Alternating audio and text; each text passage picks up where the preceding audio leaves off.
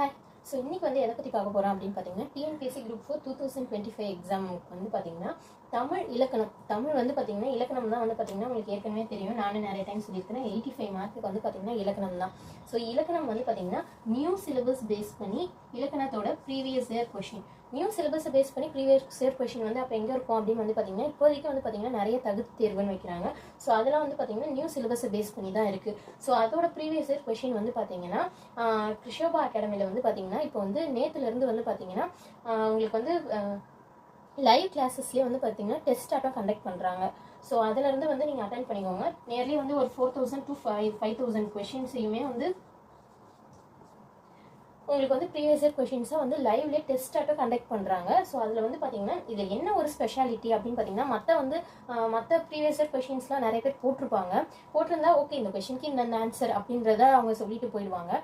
So இதில் வந்து பார்த்தீங்கன்னா வித் எக்ஸ்பிளனேஷனோடய கொடுக்குறாங்க. அந்த புக்கில் அது எங்கே இருக்குது அதையே வந்து பார்த்தீங்கன்னா ஃபோட்டோ காப்பியோடையே வந்து கொடுக்குறாங்க.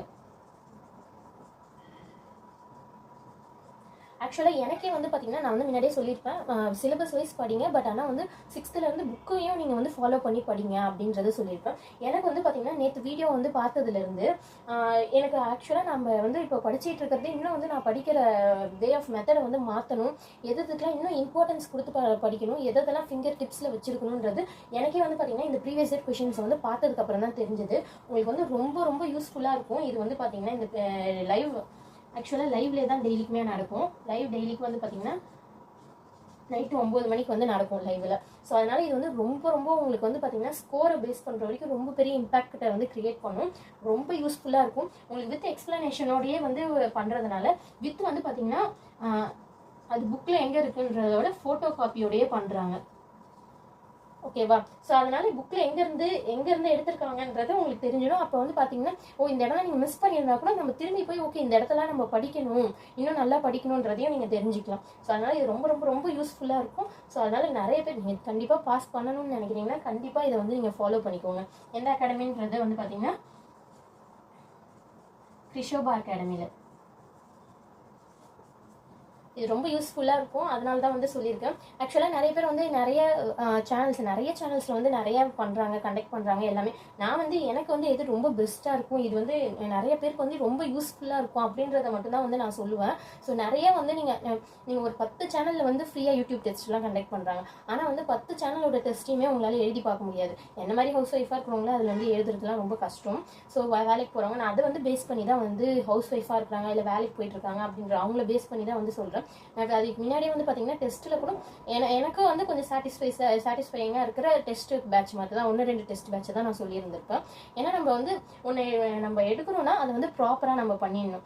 ஸோ இப்போ நான் வந்து பார்த்தீங்கன்னா கிருஷோபா அகாடமி தான் ஜாயின் பண்ணியிருக்கேன். ஓகே, நான் அந்த டெஸ்ட்டை வந்து ஃபாலோ பண்ணுறேன்.